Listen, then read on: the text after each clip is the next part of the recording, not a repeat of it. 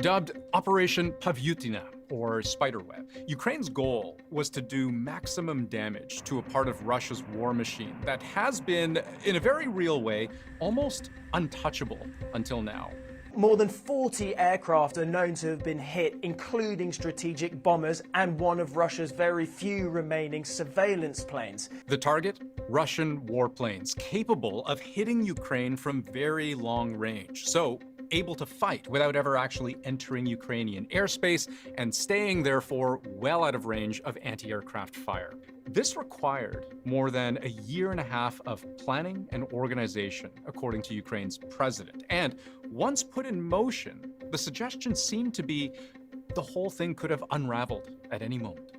І вже зараз це можна говорити публічно. Офіс нашої операції на території Росії знаходився безпосередньо поруч з управлінням ФСБ Росії в одній з їхніх областей. The FSB, that's Russian intelligence, specifically counterintelligence and surveillance.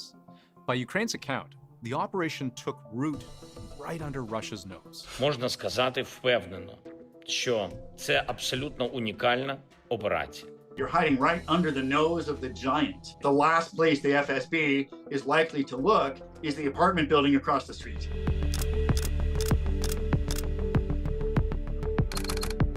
Now, at this stage, I should warn you, we are getting into the realm of details, the ultra-clandestine stuff that's just impossible for us to independently verify. Where possible, I'll make clear where we're getting our information from, just so you can judge for yourself. But just remember, these are two countries at war, and in every attack, there's not just strategic value, but also propaganda value. So let's keep that in mind.